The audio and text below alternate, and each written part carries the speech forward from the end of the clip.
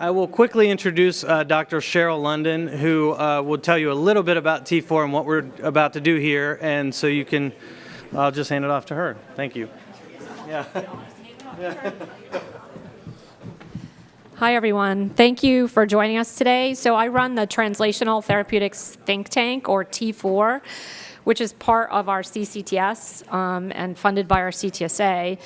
The goal of the T4 is really to act as a think tank for those of you that are either thinking about translating something that you're doing into the human arena or actually have started to do so.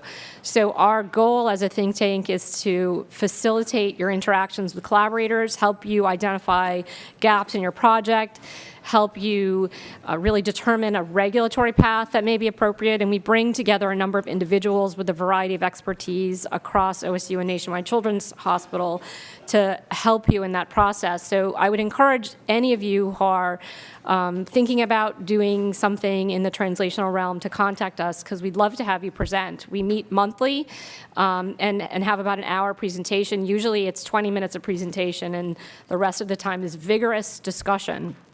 So today we're going to have a presentation from Dr. Sarah Moore, who's at the College of Veterinary Medicine, and Dr. Lakite, who's a postdoctoral fellow at Nationwide Children's Hospital, regarding a collaborative project that they've engaged in using a dog's spontaneous model of disease to evaluate a novel therapeutic. They presented at our T4 meeting, and we gave them some input, and so we thought we would sort of reenact what we did, because that would give you some insight into how we work. So with that, I will let you move forward. Okay, and then she has a roving mic on, so I will give her the control here and get her presentation up, and we'll get started. And then at the end, we'll try and allow you to ask some questions of the T4 panel, whether that's how it works, how you may access it, or if you have questions that don't take too long that they might be able to help address related to your research. Okay. Okay, so, good, that's on. So first, thank you to the T4 group for inviting us to present today, and thank you to you guys for allowing us to reenact our interaction today. So the first thing I'm going to say as a full disclosure is I'm not a researcher. I just play one in a T4 reenactment, I guess. I'm a veterinarian. I'm a veterinary clinician. So my background is in neurology and neurosurgery in dogs and cats, but I've been lucky enough to have a very excellent collaboration with some folks over at Nationwide Children's Hospital, which has opened some doors to study a disease that we see very commonly in our veterinary patients, but which is in some ways considered a rare disease in people. And so I'm going to spend some time talking about our project looking at AAV9-mediated SOD1 downregulation as a gene therapy tool for treatment of a disease called canine degenerative myelopathy, which is a spontaneous large animal model of familial ALS. So just as a quick sort of background about the disease that we're talking about, or really more the concept of dog models of disease, just to get everybody in the right frame of mind, when we're talking about a dog model in this instance, what we're really talking about are pet dogs living with people out in the community who have a naturally acquired disease process, which may mirror a human condition. And in this case, we're talking about a model of ALS that I'll describe in a little bit more detail to you guys. But I think it's a little bit of a different mindset that you need to get into when we talk about the project. We're not talking about a laboratory model of disease. We're talking about dogs who live in the community with owners who see us in the clinic in a clinical setting. They have a lot of the same confounding clinical factors that a human patient might have in a clinical trial. And so there's a lot of power in that it allows us essentially to conduct a trial in a clinical setting before we would go into humans with a particular intervention. And that can apply to a lot of different diseases, but here we're talking about ALS. So our canine degenerative myelopathy, which we'll describe in a little bit more detail, is a model of familial ALS that presents as sort of with an upper motor neuron or spinal cord upper motor neuron signs that seems clinically most similar to the primary lateral sclerosis variant of ALS.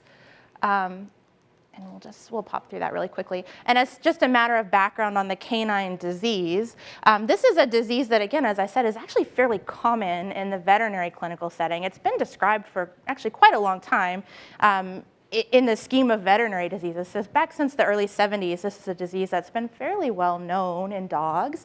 It's a geriatric onset neurodegenerative disease. So these animals are born normal, they progress through the first 7 to 8 years of their life, clinically normal, and then start to develop some neurologic signs that start as a progressive asymmetrical upper motor neuron paresis. So they have spasticity, they have abnormal gait in the hind limbs, the thoracic limbs, front limbs are normal initially. There's not a sex predilection for this disease, and it is a progressive neurodegenerative disorder. So these veterinary patients will progress to the point of paraplegia. If allowed to continue to progress, so meaning that if owners do not elect to euthanize them from their disease, they ultimately will develop involvement of the forelimbs, they will develop brainstem signs, even cortical signs as a late change for the disease. So very, very progressive, very severe disease, respiratory paralysis as well. And up to this time, there's not been a definitive treatment, a useful definitive treatment for these patients. And so as a veterinarian who sees these patients on a regular basis, and I use the term patients here to describe our dogs, it's a disease that's very near and dear to my heart and to the hearts of other veterinary neurologists because it's something that shows up on our doorstep that we have really nothing to use to treat, which is what I guess brings the collaboration into play, or the importance of working with our collaborators at Nationwide Children's Hospital. So I just wanted to show a quick video of what these dogs may look like when they show up in the veterinary clinic. So this is an 8-year-old boxer who comes in to see us for difficulty walking. Ultimately, this is a dog who's diagnosed with degenerative myelopathy. So we can see here he's got some abnormalities in terms of his hind limb gait. Ooh, maybe. We'll try that again. And really, this initially shows up as just some misstepping in the hind limbs that does become progressively worse over time. You guys can see he's dragging some toes in the back end there. But ultimately, if allowed to progress, we'll see that patients will start to look more like this. This is a very end-stage dog with degenerative myelopathy. So very weak, very flaccid muscle tone, abnormal reflexes, difficulty swallowing, difficulty with respirations. Again, this is a very end-stage dog with the disease. So if we look at the spinal cord of dogs with degenerative myelopathy, if we look at that via histopathology, classically what's been described in these dogs is this dorsolateral axonal change, and there's some secondary myelin degeneration that's associated with that. We see neuronal cell body loss that occurs very late in the disease process. And then also very late in the disease, we see some peripheral nerve and muscle changes that are quite reminiscent actually of human ALS as well.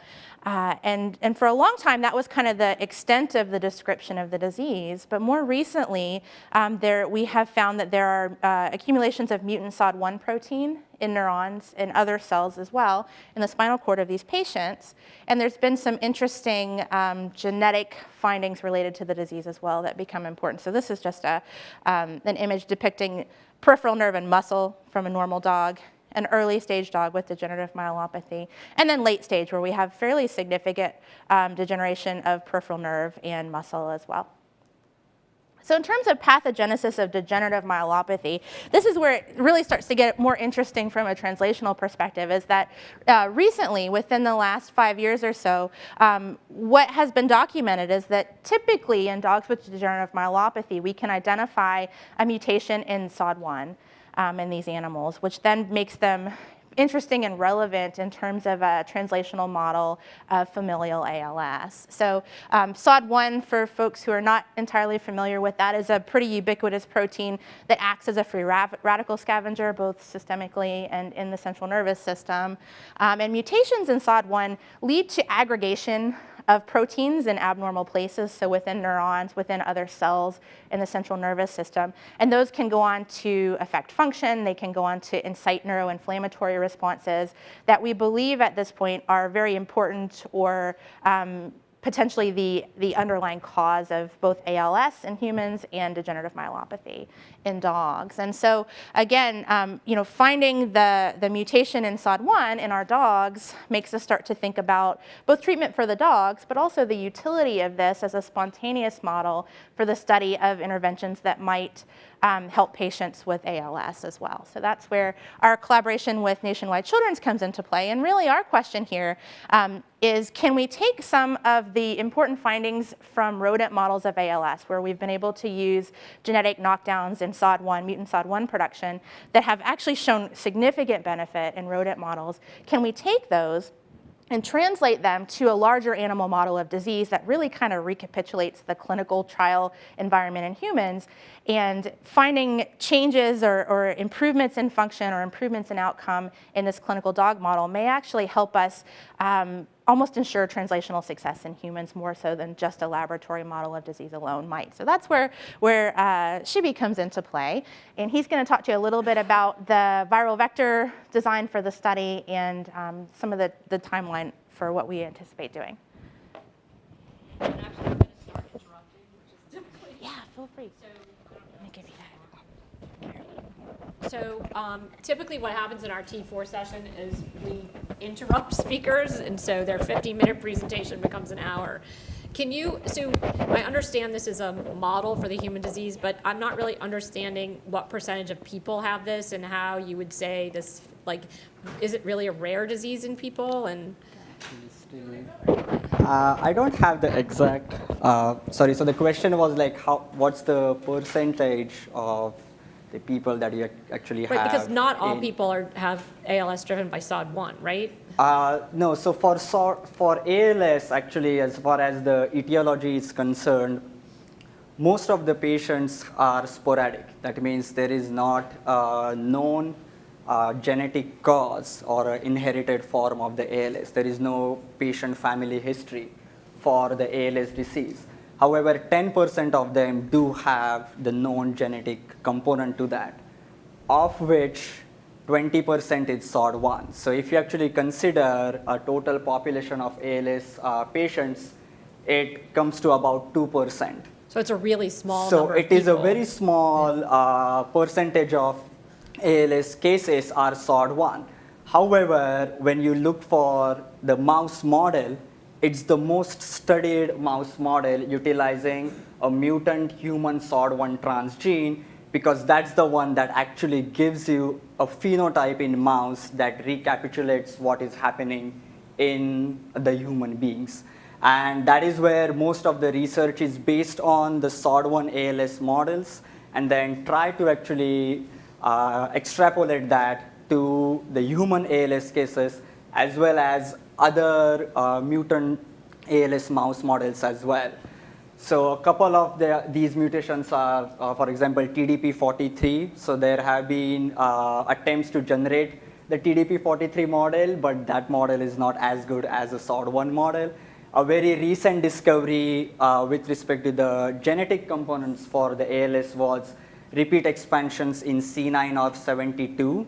There are a few papers which have started, which have looked at the model discovery for C9orf72 in the mouse models as well. So, but as I said, like at the time being, the best model that recapitulates the disease is the SOD1. And that is where more focus for the therapeutic intervention is also coming in. Have a question?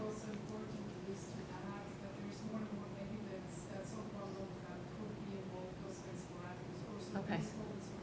Yeah.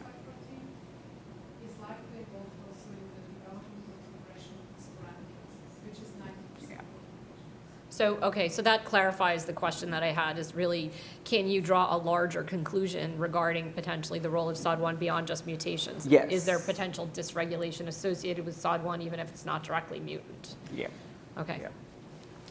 So before I get into what we are trying to do in this particular translational series, as Sarah mentioned earlier, previously it was shown that the reduction of SOD1 in mouse models of ALS is actually beneficial.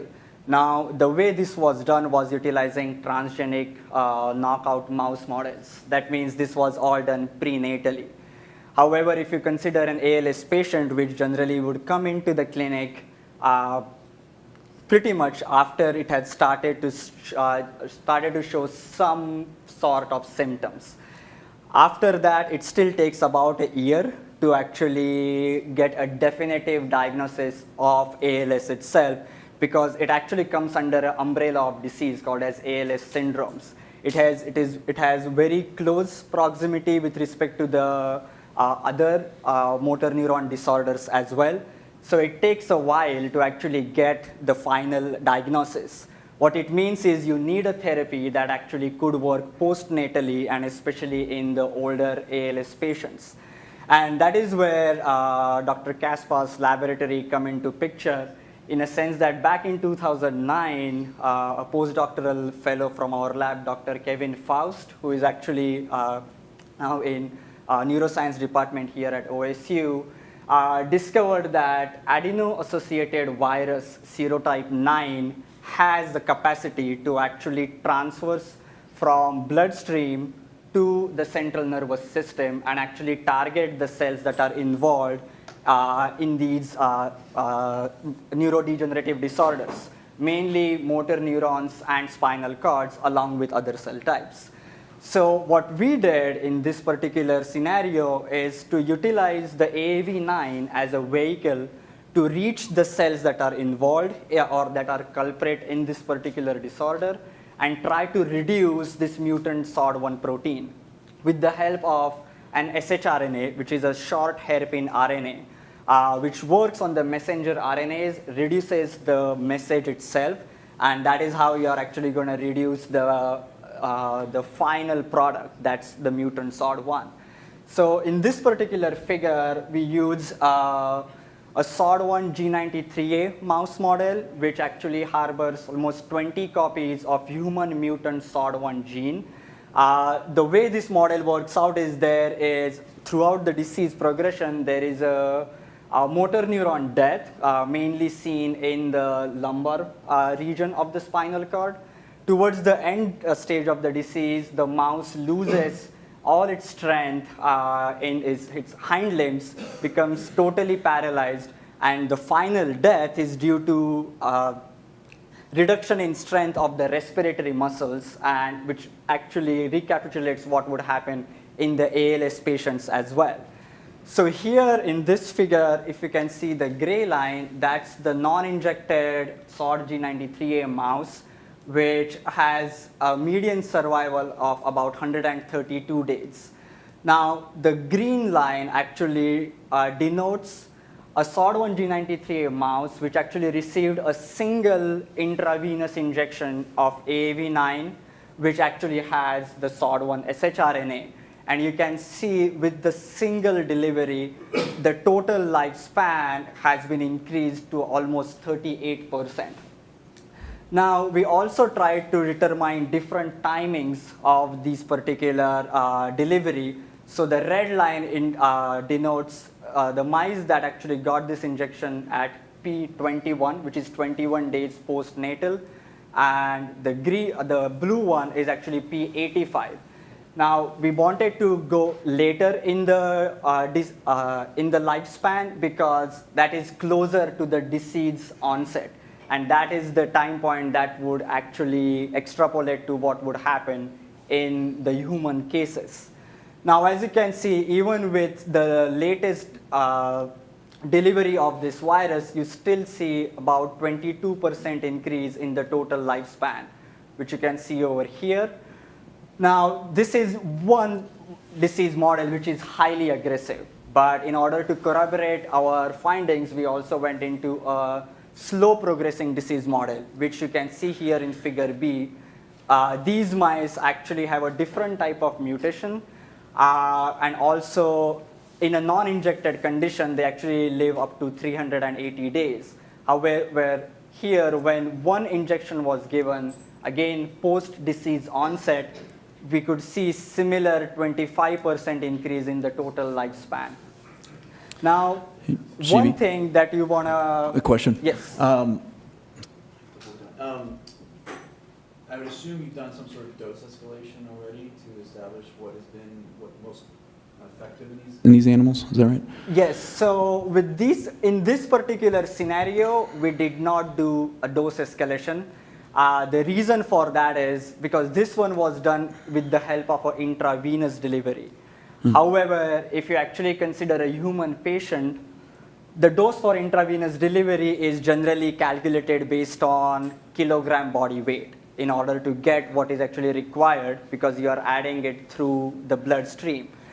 However, if you consider a 60-year-old human patient, the weight of that patient is going to go way beyond the Some extreme actual value. viral particles that we would require.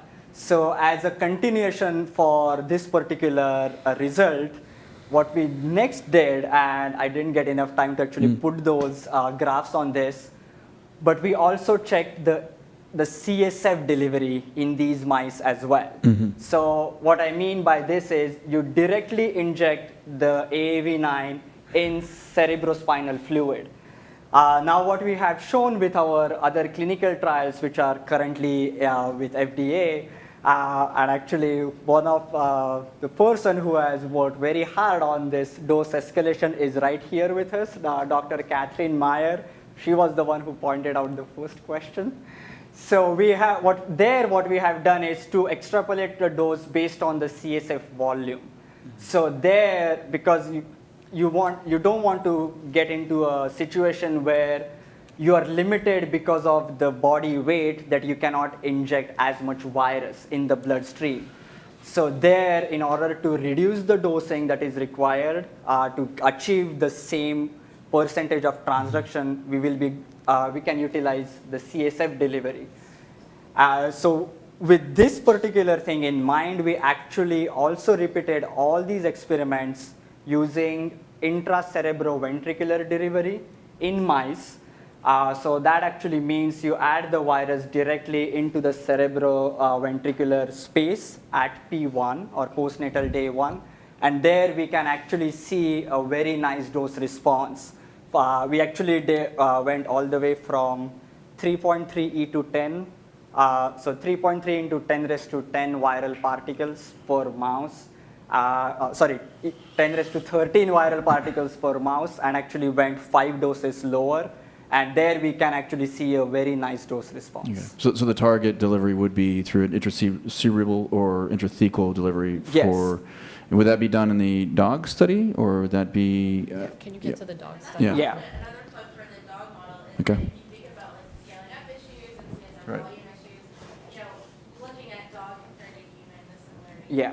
Yeah. So with respect to this answer, now that we had actually shown that the intravenous delivery worked out in ALS mice, we also had shown that the same construct when administered intracerebroventricularly or in CSF also has an effect. We would actually be utilizing the intrathecal delivery for larger species.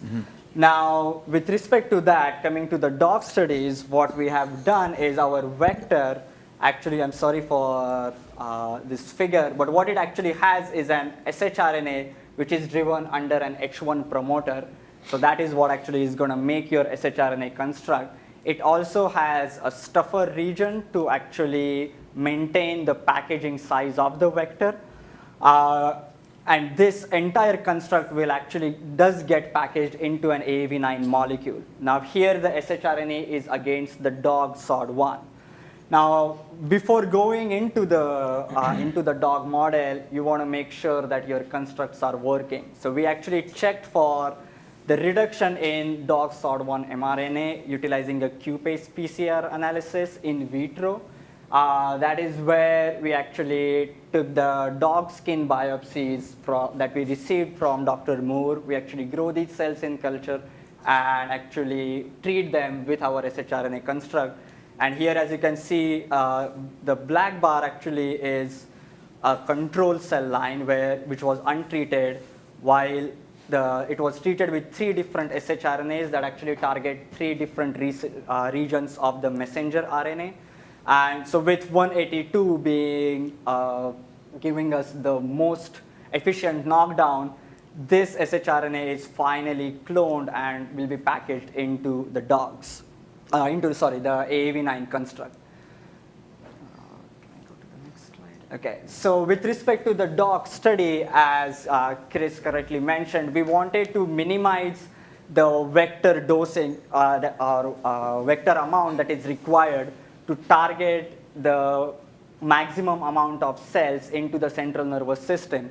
Our previous studies had shown. How do you know how much you need to put in? Yes, I'm just coming to that. So our previous studies, we have utilized a reporter construct. So you can actually have an AAV9 that is packaged with AAV9 GFP for that matter. And we actually did the intrathecal delivery with different doses into mice, as well as in larger species, we went into monkeys. We also went into pigs to actually determine what's the level of transduction for that particular dose. And based on these studies, we now feel confident that, okay, this particular dose of, or this particular number of viral particles are able to target 90% of the motor neurons in monkeys as well as in pigs. There are also other studies where these are done in dogs as well. And based on that, we decide what dose we are going to go with. Were you able to calculate a % loss from your IV dosing versus your IT dosing so you knew how much of an effect you were getting from the blood-brain barrier? % loss with respect to how much virus actually reaches Right, how much inside. actually gets in? So the way we actually did these things, especially for our mouse studies, is we didn't calculate how much % loss was there between the intravenous versus intrathecal delivery.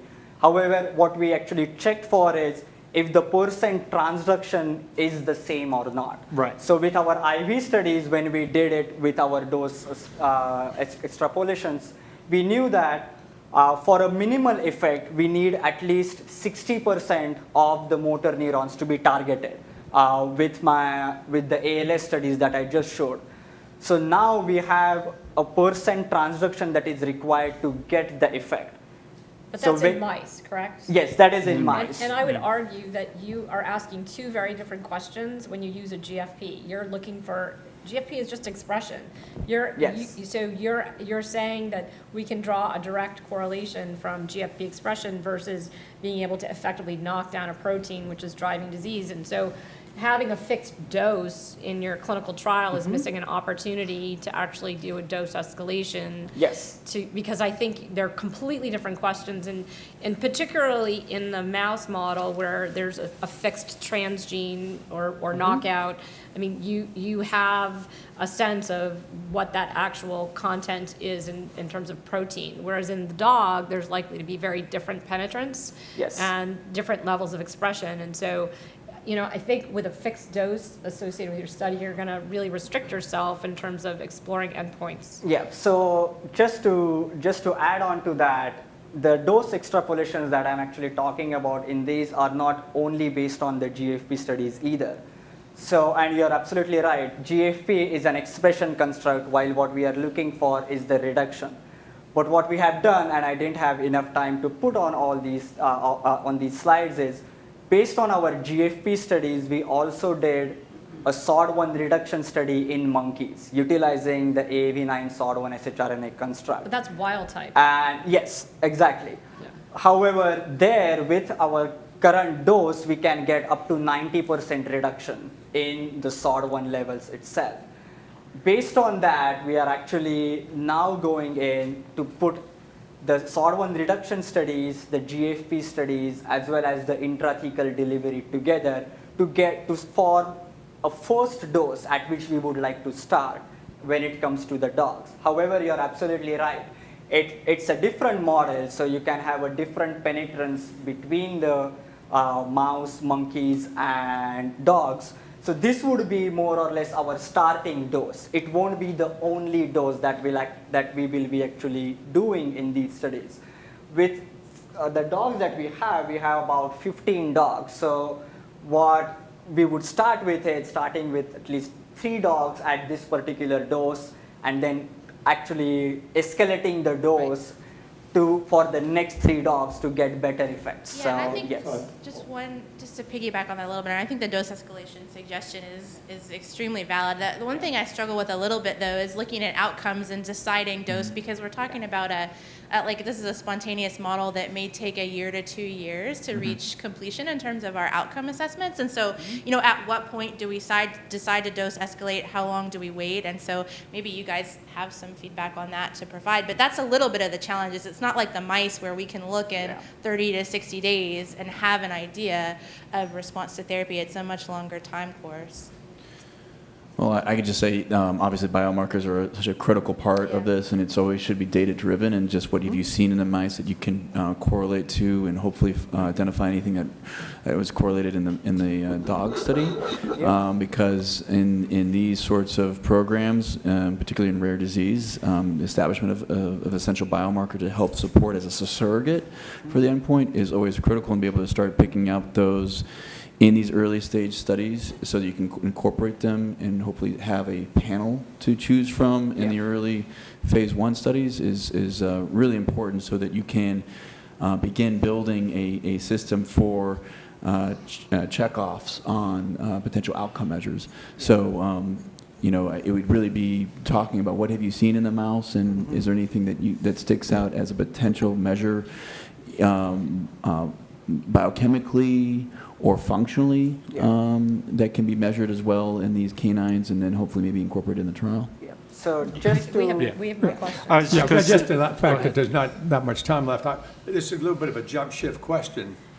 But if you're a clinician, you're thinking about the comment you made earlier that this only represents 2% of people with ALS. So all the talk has been about sulfide dismutase, which therapies in humans were not effective, right, for ALS. I mean, when they treat that with inhibitors. So therefore, you got 98% of the rest of people that we're not going to be able to approach with these findings. Now, the question would be then, is there an animal or a mouse model that you can run in parallel that has the same kind of characteristics, the ALS phenotype, but yet it's not a SOD mutant, so that you can say, hey, this approach is going to have some, because vectors have been used for muscular dystrophy in other settings and they're short-lasting and so on. But is it possible to use as a parallel a group with a different form of ALS? Well, I would ask you then, what percentage of dogs don't have SOD? I mean, is there a potential to include a cohort of dogs that don't have SOD1 mutation? There is. So to be honest, looking at the genetic makeup of our degenerative myelopathy dogs, the vast majority of them are SOD1 mutants, and they're almost all this E40K mutation. So it's the same mutation. There are a couple of case reports of dogs with phenotypic DM, with histopathologic DM that have other mutations. Some of those have been identified. Some of them are negative for the SOD1 mutation, but then we don't know what the exact mutation is in those dogs. So it's going to be a small percentage of dogs. And so that is where the species difference is a little bit more significant, is that our SOD1 mutants are quite prevalent in our dogs. But I guess I would say, is there a way to create a network around the country where you could recruit non-SOD1 mutants to maybe answer some of those questions? And I think based on the data that you mentioned, which is that SOD1's playing a role potentially regardless of mutation, would you be able to? That's where it becomes more important, is that even in the ALS patients where they're not SOD1 mutants, the SOD1 protein appears to be extremely important in the pathogenesis Exactly. of On disease. that one, as I said, like when we are talking about 2% of the cases, that is where you have a defined SOD1 mutation in an ALS patient. However, as Catherine also mentioned earlier, and we had actually shown in our previous studies, other labs have shown it too, it doesn't mean that the wild type SOD1 is not playing any role in the ALS studies itself, because our previous studies that we have done in our lab as well as others, it has been shown that the reduction of wild type SOD1 in sporadic cases also confers neuroprotective effect from the astrocyte mediated toxicity. So this is more or less a proof of concept, because you definitely know that SOD1 is a target. When you reduce it, you have an effect. But this is not only exclusive to the SOD1 related ALS patients. And I would like to take a moment to make note of that this is not only SOD1 related ALS that we are talking about. So it's a rare genetic disorder, but with a broad relevance to the rest of the population. Yes, so it still will be helpful in other 90% of the sporadic cases as well. Now, of those 90%, how many will depend upon how many samples we actually get and how we can actually get the good correlation over there. But it's definitely not only for SOD1 related. And with that, I'll just Yeah, so I'm going to actually, we have to wrap it up just Yep. because but I wanted to just mention, so some of the things that we recommended to them after our discussion.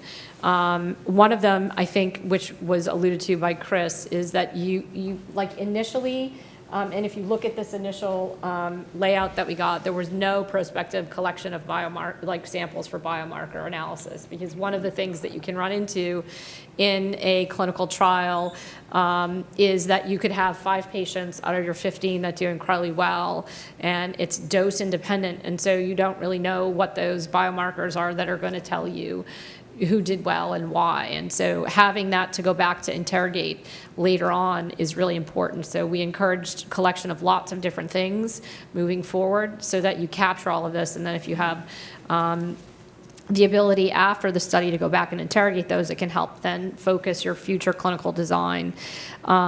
We also added the dose expansion, so essentially doing a 3x3 standard cohort expansion to look at different viral levels because of the dose effect.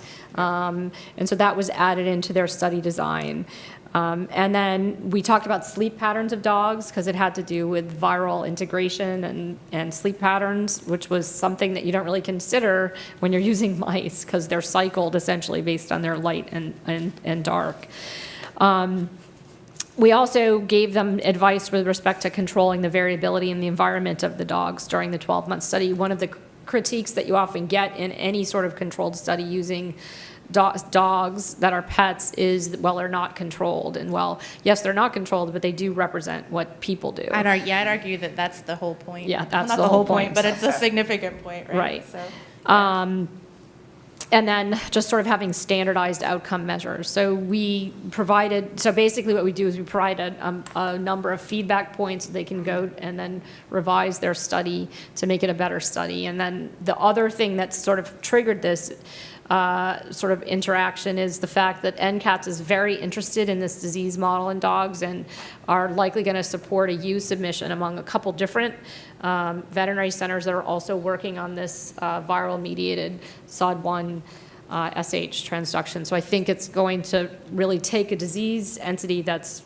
rare in people, more common in dogs, and then allow us to create a network of sites that will study this rare disease and hopefully be impactful for moving forward in people. And then does anybody, if anybody has any questions too for these guys or about the process? Yeah. Got to move on. Okay, and thanks. we'll be here, so if you have any questions, just find us. Thank you. Thank you.